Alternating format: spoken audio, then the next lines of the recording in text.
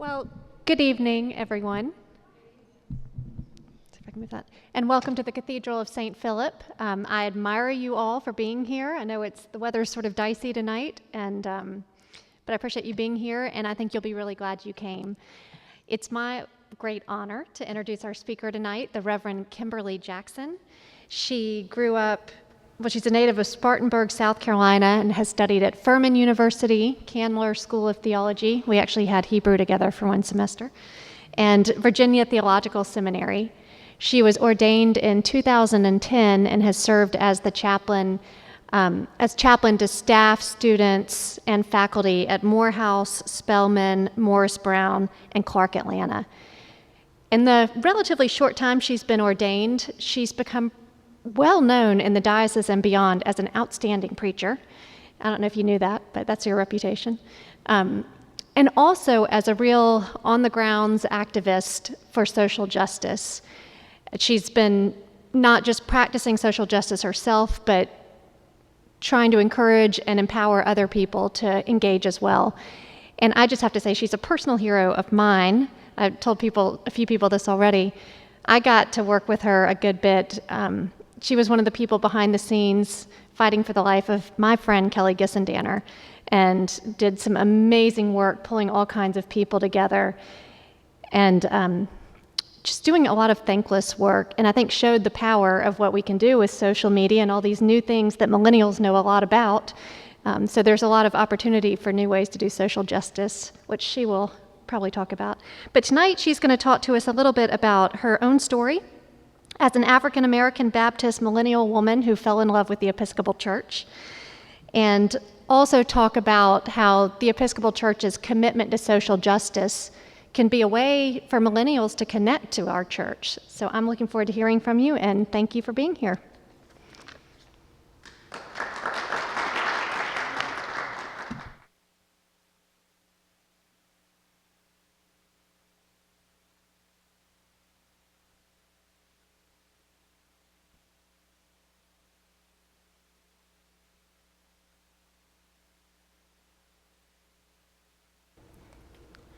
Well, good evening, everyone.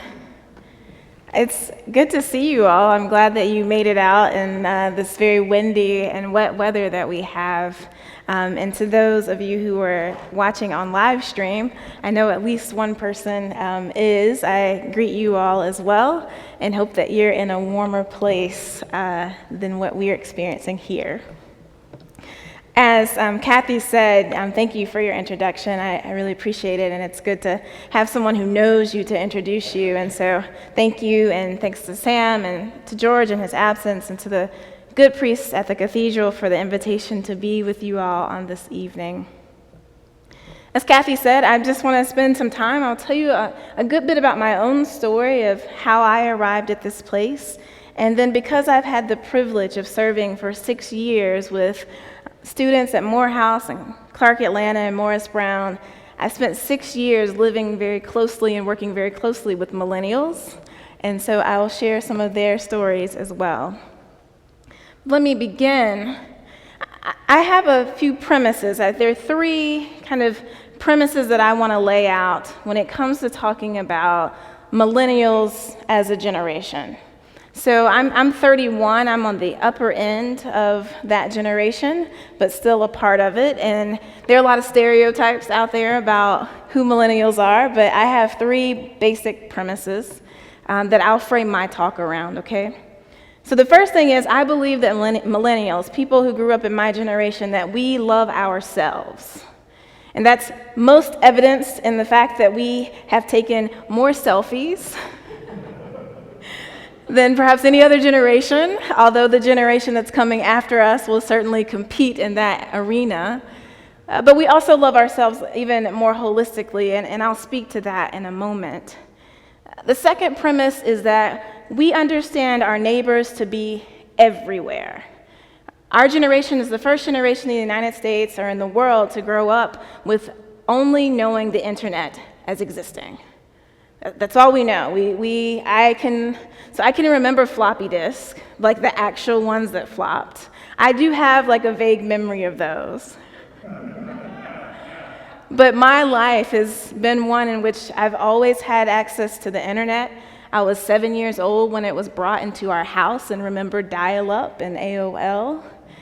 And so because the internet has always been a part of our growing up, our neighbors have not just been the people that we could ride our bikes to visit or the kids in our school, but our neighbors have been across the country and across the world. The internet has allowed us to see the world and our neighbors to be everywhere. And the third premise is that we've grown up to believe that we can change the world. And I say that because we are a generation whose parents told us, you can do anything. You have the most resources, the most access to technology. Whatever you all put your mind to, you can do it. And certainly for those of us who grew up in more affluent homes, our parents poured money and resources into us to make sure that we had access to the greatest resources so that we could get into the best colleges, so that ultimately we could change the world. And we believe it. That is the third piece that I think that is really important as we talk about millennials and who we are as a people, as a generation of people. So a little bit about my story. This is where I'm from, a very tiny place on the map called Cowpens. I always put in my biography Spartanburg because that's what people recognize. But I grew up in Cowpens, South Carolina, which is literally a one-stoplight town. We do have a sign on the highway, which is probably why you know us, and it's only because we happen to have a battlefield where some people fought a war against each other. But really, we're a small place, a small town. And I grew up in a deeply religious family, a devout family. As Kathy said, I was raised Baptist. I went to church every Sunday and every Wednesday, and if there was something else to do in between, I was there for that too. And because I'm a millennial, I had parents who told me that I could be anything that I wanted to be when I grew up. And they poured in all of these resources into me to help make me be the best child that I could be. So one day, I was in the third grade, and my third grade teacher invited us to write an essay, a little composition. And the essay was supposed to be about what we want to be when we grow up. So I wrote this essay, and we still have it. My parents kept those compositions, and so that's why I know this story so well.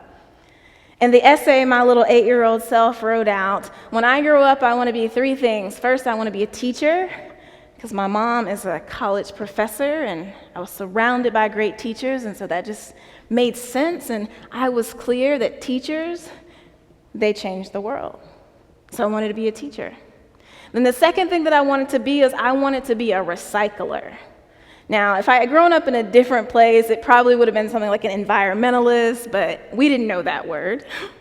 I wanted to be a recycler, probably because that we had probably had some kind of talk about recycling and the fact that recycling will help change the world. So I wanted to be a recycler. And then the third thing that I wrote is that when I grow up, I want to be a preacher. Because I'd spent so much time in church, and my preacher had had such an influence on my life and it changed my world that I wanted to do that.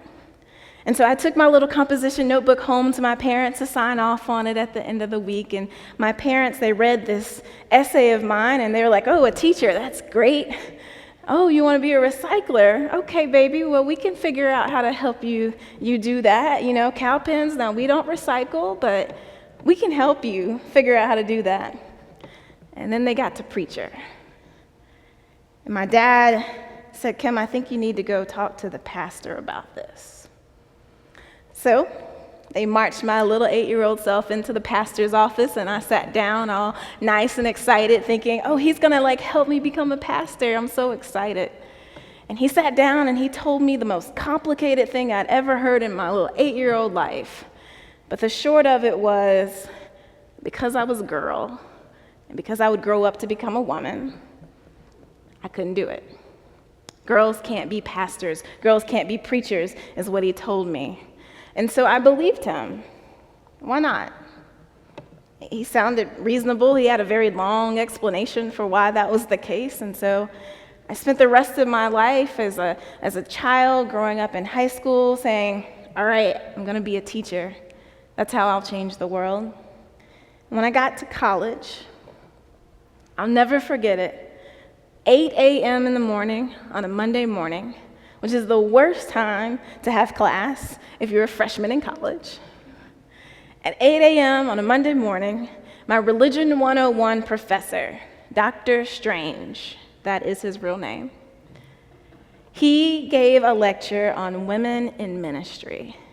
And perhaps for the first time that semester, I actually woke up and paid attention.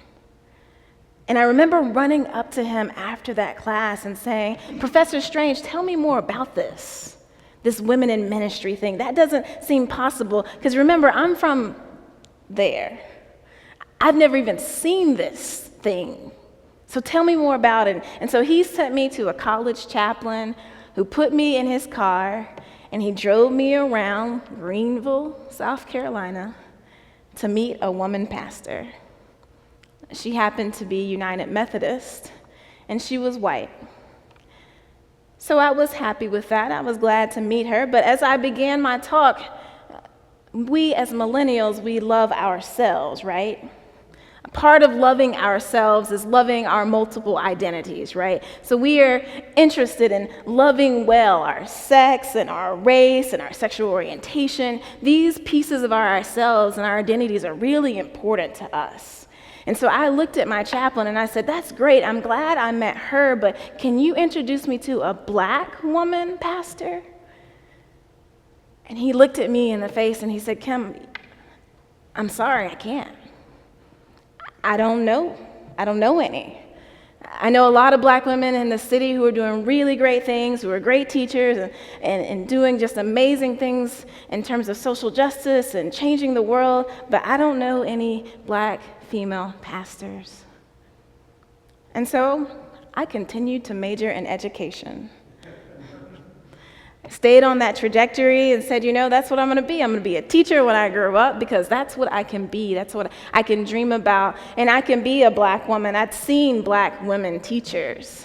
My mom was a black woman professor.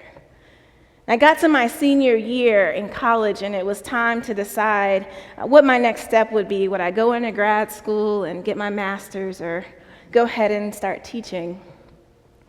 And I had this moment of awakening. And actually, in many ways, I think I kind of came back to what is a deeply held millennial kind of belief, which is, hey, I can do anything. If I can do anything, then that means I can be a pastor too. I don't know how this works, but I can do anything. And perhaps, millennials, we get a bad rap for being a bit selfish and entitled. That's a kind of the negative stereotype about our generation, and perhaps it was my sense of entitlement that said to me, I can claim this. I'm entitled to a seminary education just as the next person is. And so I enrolled in seminary. And when I called my parents, they had no idea what to say. It was shocking. But they chose, they said, okay, that's fine, we'll support you, we love you, we don't understand. We thought that was something that you wanted to do when you were 8 and that you grew out of it, but that's fine, we understand. So I moved here to Atlanta and began this journey of trying to live into my full self. And part of that meant that if I was going to be a pastor, I had to find a new home. The Baptist church that I grew up in wasn't going to ordain me. They made that clear to me over a decade before. And so I did what I know how to do best, and that's research. I said, okay, I got some things that are important to me about who I am. I need to be a part of a church who will love me because I love myself. And when I say love me, I mean all of me, right? So I'm interested in a church that will welcome me as a woman, that will welcome me as an African American, that will welcome me as a gay woman, that will welcome me as a person who cares about changing the world. I need that church. So I started to do some research. And it just so happens that the Episcopal Church was in the midst of one of our darkest and saddest moments in history. Very sad moment for us, while we were also doing this really amazing thing of calling, ordaining, and electing a gay bishop. Because the Episcopal Church was doing that, we were in the news almost every day. And because the Episcopal Church was in the news almost every day, I, the little girl from Cowpens, found out about the Episcopal Church. I never even heard of an Episcopal Church before then. But because you were all in the news doing this radical, crazy thing, I was like, I gotta check this place out. So I did my research, and as you all know, it's very important to me that I love my full self and my full self be welcomed, right? And so I first went looking. I wanted to see a black woman. And so I did some research, and who pops up? No other than Barbara Harris. Now, this is a very recent picture. I finally got to take a selfie with her, or I had an opportunity, and the Gen Xers in the room wouldn't let me. They said it would be inappropriate, so they took it for me. But Barbara Harris, the first female bishop ordained in the Episcopal Church, the first African-American female bishop ordained in the Episcopal Church. There she was. There I could see maybe this could be the church for me. And of course there was Gene Robinson, this out gay man. And as a woman who was coming out herself, that was important to me and let me know that maybe this church could be the place. But simultaneous to all of these things happening, I also had this other question. I'm in seminary and I'm deeply involved in these issues of social justice. Like I was very involved at that time. This was around 2006, 2009. Troy Davis was an African-American man who was scheduled to be executed. And I was in seminary and I was doing all of this anti-death penalty work. And so I was like, I love my neighbor, right? And my neighbor includes people who are in prison. So I wonder about this church. Is this a church where they will love their neighbor? And it turned out that in addition to the fact that our neighbors are everywhere, so is the Episcopal Church. This picture was taken during the middle of a Troy Davis rally. It's maybe hard to see there, but it's a picture of the Diocese of Atlanta banner. There was a woman who had a collar on who was marching in a Troy Davis rally with that banner. And I said, oh, wow, they're here too. This might be the place for me. And so I took a moment, and there was a nice little group of Episcopalians at Candler at the time, right? They kind of hung out to themselves because there's this one final piece that was missing for me. And so I went up and I tapped, it's Buddy Crawford. He used to work here. I tapped Buddy on the shoulder and I said, Buddy, I just need to know, is there a black Episcopal church that I could go to? And he said, yeah. And so he sent me down to St. Paul's. And some people will call it serendipitous. Other people will call it the Holy Spirit. But that Sunday that I arrived, the person who was scheduled to preach and celebrate was not Rob Wright, while that would have been pretty amazing too. But the person who was scheduled to celebrate and preach on that day was his assistant, an African-American woman. And so at age 23, for the first time in my life, in an Episcopal church, I sat and saw a reflection of who I could become. I saw what I'd been looking for since I was 18 years old, a black woman who was pastoring a church, who was preaching and celebrating the gospel. And in that moment, it became real for me. In that moment, I realized, wait, that dream that I had when I was in the 3rd grade, maybe all of this is possible. I mean, these people, they care about me as a full, whole person, and that's really important to me. They're recognizing their neighbors because they're out on the streets doing this activism work. And, hey, they're really trying to change the world, even though it's hard. So I was really excited about that, and I was like, I think I'm good. I think I've found my home. And it indeed has been my home in many ways. But, as I've been working on this talk, I had to think a lot more about why is it that I stay? Because seeing one African American woman or two, there's another one back there, that's not enough to keep me here. So why is it that I stay in this Episcopal church? And so I turned to my students to help me understand this a bit more, right? I called up students who've graduated who are confirmed Episcopalians. They grew up just like me, many of them. They grew up Baptist or Pentecostal. And when they came to college, they joined Absalom Jones and became confirmed and became Episcopalians. And so I called them up and I said, hey, I'm doing this talk and I'm trying to figure out what is it that drew you to the Episcopal Church and why do you stay? We're millennials. What is it? It's kind of unique for us to be in a church. And so I called up and this is one of the responses that I got. A friend of mine, he's a young man, he's now graduated, so he can be a friend of mine, Ross. He says, Mother Kim, I did my research before I joined the Episcopal Church. Sounds familiar? He says, I needed to see people who looked like me, who wanted to do things like me, because remember, millennials love themselves. They want to see themselves reflected. And so Ross said, I did all this research, and I found that Thurgood Marshall, that he was an Episcopalian, and that Edward Brooke III, that he was an Episcopalian.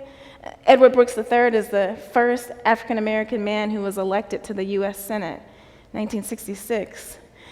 Ross wants to be a politician. You know, he says, and I found out that Eric Holder is an Episcopalian, and Valerie Jarrett, and all these really great people are Episcopalians, and they're doing real work in the world, really changing the world. Because millennials want to change the world. And so I said, okay, that makes sense. And then I called up another student, and he said, Mother Kim, I was in college when Occupy Wall Street was happening. And the Episcopal Church was in the news once again. See, the news can help us, y'all. He says, you remember there was this picture of a bishop, I think, he had on like all purple, and he was climbing over a fence at the Occupy movement. And I said, yeah, I think I remember that. And he said, Mother Kim, I saw that picture, and I was like, dude, that's the kind of church I want to be in. That's the kind of church that I want to be engaged in, a church where even a bishop is willing to engage in civil disobedience, is willing to go out and be with the people because of something that he believes in, because he really wants to make this world a better place. This is the kind of church that I want to be a part of. And so I came across the street from Morehouse, and I found you and the other Episcopalians so that I could be like that. I said, okay. This is making sense to me. This is making more sense to me about why I stay, because those pictures are compelling for me too. I remember seeing that bishop. I was already ordained a priest at that time, and I remember seeing him and being proud to be an Episcopalian in that moment. And I also remember seeing him and being reminded of like, oh, I can still do all of this social justice work with a collar on too. And so it was in many ways that inspiration of seeing that bishop that kind of called me back to my love of doing social justice work and reminded me that I could do that with a collar because it's a deeply fundamental held belief and value of mine that I can help change the world. So I want to do that even with a collar on. And so that's what my work has been. It's been about trying to do both activism and social justice work while also helping to shape, inform, and encourage young minds who are also thinking about all of these things and want to be a part of something that recognizes all of themselves, who they are, and is also committed to caring for everybody and also committed to being aware of the importance of changing the world. I want to allow one of my students to have the last word before I receive questions. He happens to be here in the room, Casey Jones. I wrote him and asked him, why are you an Episcopalian? Why do you stay? What brought you here? And Casey says, the idea that loving God leads me to do justice makes sense. The idea that loving God leads us to do justice, makes sense, and I think that that is probably the most compelling narrative among young people, and particularly of young people of color today. And I think Casey's right. I'm a young person of color who was compelled by that narrative, that loving God means doing justice, and in this church, we do justice. We seek mercy. And we do really, really, really try to respect the dignity of every human being. That's the narrative. That's the entry point for young people into this church. And as Casey said in the rest of his email, that's also the narrative that we're not telling enough. That's not the story that we're lifting up enough, because millennials don't know. Many of them don't understand that this is a place where we welcome them and really believe in many of the values that they hold. So thank you. With that, I'll open it up to any questions that you might have. And if you don't have questions, I have questions for you. What do you have? Yes? I was ordained at St. Paul's Episcopal Church, and so back in 2010, it's been almost 6 years. And Rob Wright, who was in the priest in the church, was the one who preached my ordination sermon. There's a funny story about that. I was ordained on the feast day of a bishop. His name escapes me at this moment, but he was a bishop who was ordained a bishop, and then he decided, this whole Vietnam War thing that's going on, that's probably not of God. I don't think that's what God would want us to do. And so he spoke out about that, and within 4 years, he was no longer a bishop. And so I really think that it was ordained by God that I be ordained on a day where where we celebrate the feast day of a man who spoke out, who spoke about social justice, and that I got to be ordained on that day too. Yeah. What else? What other question? Sam? Do you keep up with or do you have any family in Calpins, or do you keep up with your Baptist traditions in South Carolina? Sure. I do have family still, and my mom and dad and brother and lots of cousins are all still there. I think that I probably preach like a Baptist sometimes. At least there's some Baptist influence there, and certainly, there's the music that I grew up with in the church is rooted deeply within me, and on my darkest days and the darkest nights, that music that I heard in that old church with the hardwood floors where people patted their feet, that's the music that stirs up within me and revives me again. And so, that's probably the closest tie that I think I have to my Baptist roots. And much of that is in credit, not just to my church, but my grandfather. My grandfather had Alzheimer's, so my entire life as a child, he never knew who I was. Couldn't remember my name because he was already that far in advance. But he remembered all these hymns. And so my way of connecting with him was I would sit down at the piano and I would play all these songs. And because he couldn't remember, I would play them over and over again. And so it was his singing and me playing that really instilled those songs deep into my soul, and it continues to nourish me. So, yeah, and I go back home every once in a while, and yeah, it's a good place. John? Yeah.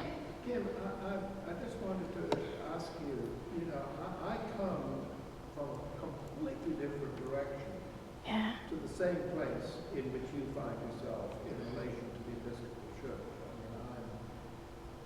I feel very, very at home in a church that seems to me to have the courage and the willingness to stand out for what is about social justice and so forth.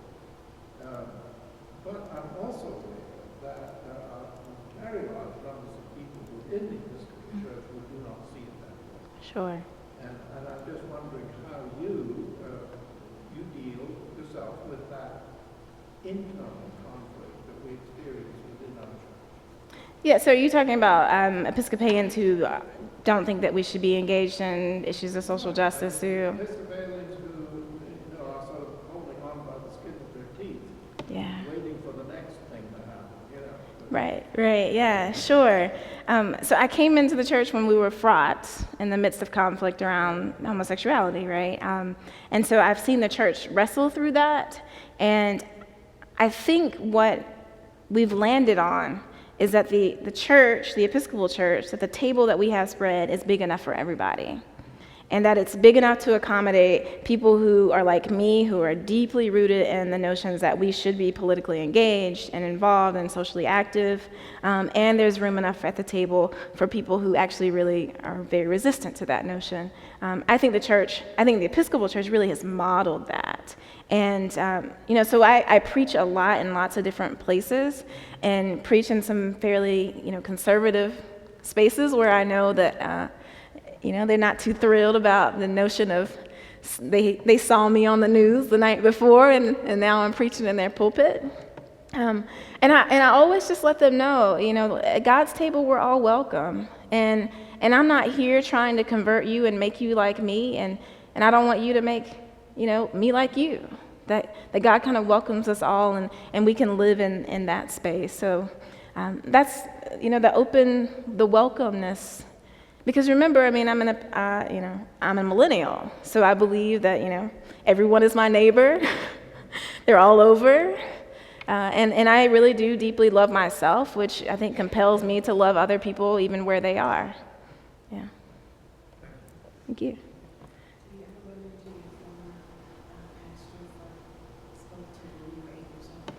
That's a funny thing. Yes, and he's come a long ways. I think that just as we've seen the country progress in the last decade or two, so has he. And so when I was getting ordained, I let him know, because he was my childhood pastor, and he was thrilled for me. And so it's really funny, because I think if I had asked him when I was 18 about it, as opposed to when I was 8, he may have actually already gone ahead and said, oh yeah, being a woman, that's cool. But because I never asked him again after being 8, I just stayed in that place of where an 8-year-old was, when indeed he actually had progressed and has. And so, yeah, we do still certainly stay in touch. Yeah. Casey? So the one part of the email that you didn't mention was the fact that I think the first thing I said was that seeing you say those words that all of them at the table and so forth meant a lot to me, and meant a lot, kind of changed my perception of being in ministry, and also was one of the most important reasons why I joined the Episcopal Church. And so what is it like to hear those words? And I share that sentiment with a lot of other people that I've gone through college with, and people that I don't know, I'm pretty sure. But so what does it mean to hear that from your students, and to be that person, as opposed to the person that's in my seat looking up to this image in this person and seeing themselves? Yeah, so Casey wrote me an email that I read a part of. I printed the other part of it, and I didn't read it because it makes me cry, because it's so beautiful.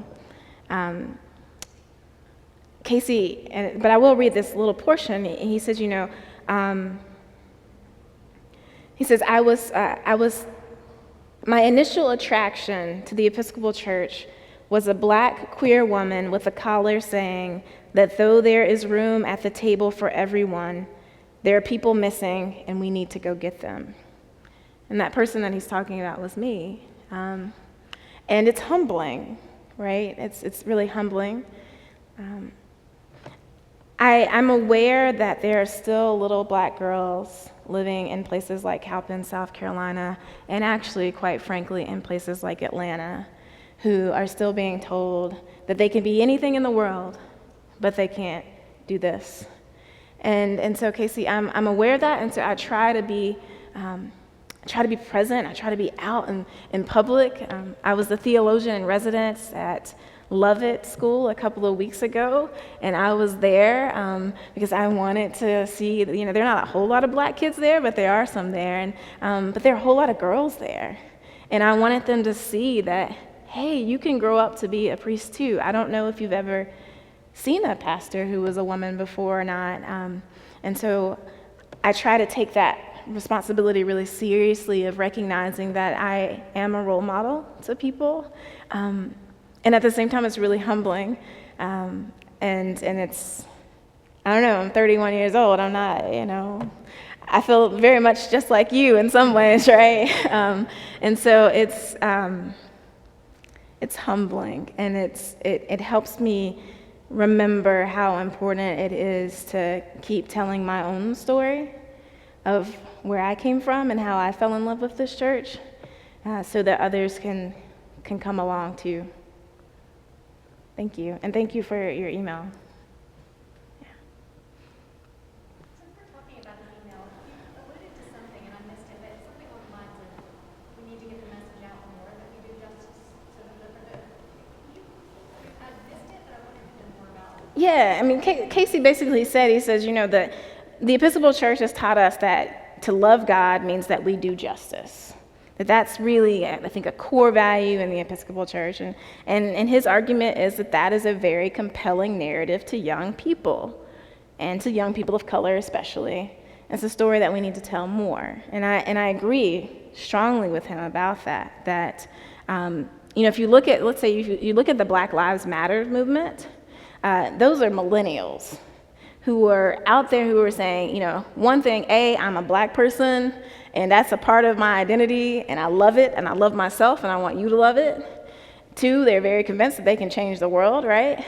And 3, they're very convinced that their neighbors are everywhere, that it's everybody that needs to get involved in this movement. But a lot of them don't realize how they become disgruntled with kind of the messages that they've heard in churches over the years. And for them, the interest is a whole lot more in loving their neighbor, doing justice, right, than it is about this whole piece of like coming together and worshiping, coming together and being church. That part of it they're not as interested in. And I think that if they knew this story of how we come together and worship and then go out together, because we've been fed together, because we have this wide open theology that welcomes all people, if they understood that narrative, then I think that more millennials, and millennials of color especially, would be drawn to come back to the table. Because we really do. I mean, we love people. We want community. And the church can provide that. We've just got to tell them, hey, that you're welcome here.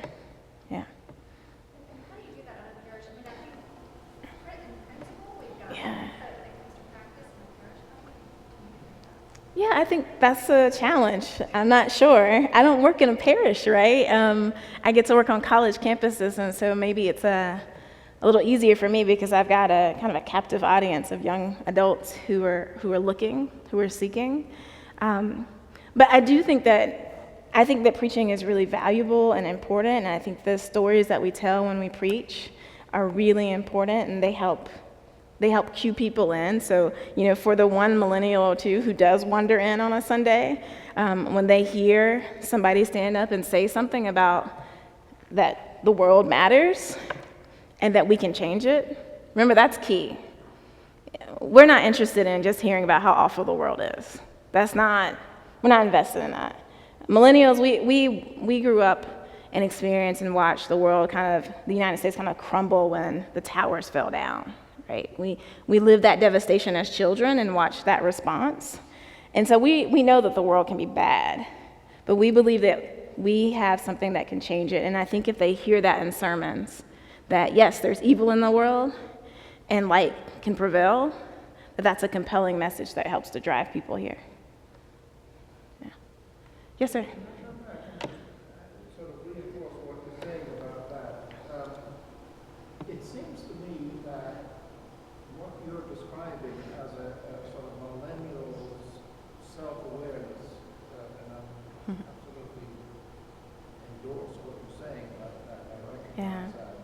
I like it.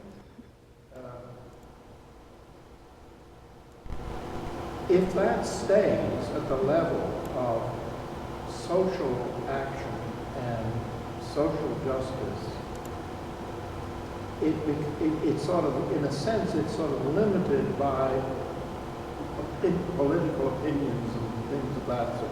Certainly. When one approaches it from within a community like the Christian community church, it acquires a deeper, to me, more sort of ontological significance. This is Right. God's will. This Right. is not just a political opinion. This is not just a group of millennials saying that Black Lives Matter. This is actually about God. This is what the Creator is saying about who we are. Sure. And so, to me, that would be an attractive aspect of how the church might enter into dialogue with millennials about this. Yeah, I think, John, I would be careful, though, in that a lot of millennials are kind of resistant to, and myself, kind of this absolutism notion, right? So we would want to be like, let's push back against that. And plus, this notion that, well, God said it, that's been used for those of us who grew up in a different time, which many of us in a different kind of church, what God said has been used to really hurt us. And so that language is hard, I think, for millennials to hear. I do think, though, that people who are engaged in social justice work and activism, millennials and those who are close in our generation with us, that without some type of undergirding, some type of fundamental grounding, that there's burnout, and that there's real serious issues with depression and heartbreak and suicide, and I think what the church can do is provide a resting space for people, or to use a metaphor from the Bible, a living fountain that they can come back and drink from, a clean fountain of water, while they go out and try to help get clean water to Flint, right? That's what the church can provide for folks. And the other thing that I think is really important, and this is, one of the reasons why I stay in the Episcopal Church, is because we are a church that has people with lots of different opinions, and that helps sharpen one another. So whether or not I ever agree, I go and I talk about the death penalty a lot in Episcopal churches because that's what people, know me for. And there's always a very reasonable, very smart and wise Episcopalian who raises his or her hand and says, well, Kim, here are all the reasons why we should continue with the death penalty. And that's so important to me, that pushback, that ability to have that dialogue and that debate in a loving, safe, and healthy way. That's a real gift that we can give, and that's not what you get in the political arena. We know that, right? You can watch the debates. There's not a sense of respect for an opposing opinion, but we can get that here. We have that here in the church, and I do think that that's really important and helpful for millennials, for all people, honestly, to be able to engage in those dialogues, to disagree, to work together, to push and to pull, to sharpen one another in this process of trying to do this holy work. Yeah. Thanks, John. Any other questions? I have one more question. Sure, sir. So you've said several times that millennials, we like ourselves. Yeah. Who got to make that definition? Well, that's a great question. I don't know who, it's older people, right, who study the younger generations and define us, right? So if you were to look up who millennials are, they would say that we're selfish. And they define that based on the fact that we are very self-interested. And that we take a lot of pictures of ourselves. We are very self-aware in ways that can be good and ways that can be bad, right? And so I've taken that to say, yes, the shadow side of this is selfishness. But I think the flip side of it, the positive side is that we are striving to love ourselves. And we fail at that miserably because we overcritique ourselves too, right? But I do think that there's a genuine attempt to that.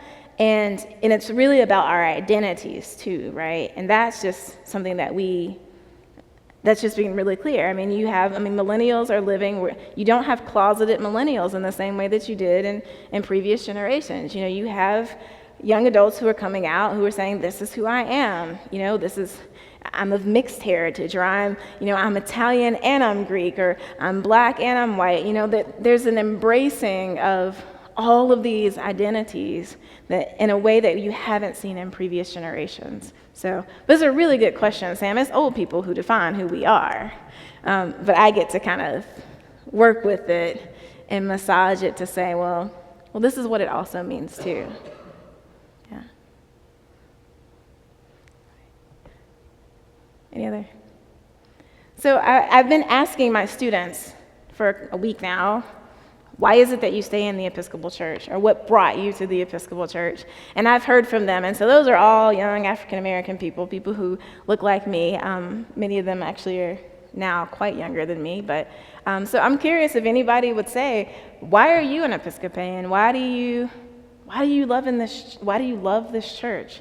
You know, that was the title of my talk, is how does a person like me fall in love with a church like this?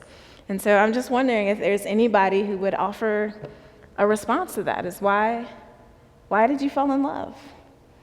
Or why are you still in love with the Episcopal Church? It's changed over the years considerably. Sure. But today, I would say that as I read the biographies of holy women, holy men, particularly the more recent ones added to that anthology, that's why I'm an Episcopalian. I want to be among that number. Yeah. Great. The holy men and holy women of our church have certainly inspired us to live a better life, and they've changed the world. Maybe you're a millennial in your heart too, that you believe you can change the world, right? And certainly those people inspire us. Anybody else who wants to share why you're in love? I'm just assuming that if you came out on a Wednesday night and it's cold and windy, that you must be in love. Only love would bring you out. So does anybody else want to offer up why you're in love with this church? I'm not an Episcopalian, but I love this church. What I love about this church is that the academic and intellectual pursuit of knowledge and of wisdom is considered an act of worship in this church. I'm Muslim, but I find that that pairing there with the Episcopal Church and with Islam. So, and like I said, I'm not Episcopalian. I just married one, and so that seemed close enough. I really admire. And so that is one of the things that I love about the Episcopal Church, that intellectual inquiry, academic inquiry and digging is an act of worship. Yeah. I'm really glad you bring that up. Trina, if you were to ask students why they come across the street to Absalom Jones Center and to the Episcopal Center, a lot of them will say it's because I know I don't have to check my brain here at the door. And that's something, we have that reputation, and I'm glad for it, and it's something that really does matter, that I like the way you phrase that this academic pursuit, this intellectual pursuit is an act of worship in this church. I think certainly my students are drawn to that because they recognize that they're smart, that they have a brain that God gave them, so they want to use it. And they want to be critical, right? They want to be able to ask questions of the Bible and ask these hard questions of God. And this is a church that lets them do that. So, yeah, that's one of the reasons why I love the church, too. Yes? I was a Baptist until 2012. Wow. I went to Baptist seminary late in life. I was ordained in a Baptist church. Wow. And in 2012, I came here, and what shall I say? The freedom, the acceptance, the looking at Scripture in a whole different way, Yeah. the liturgy. I could go on and on. Yeah. Yeah. But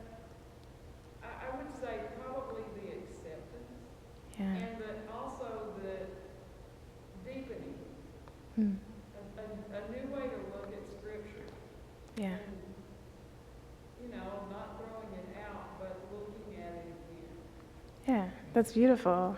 That's beautiful.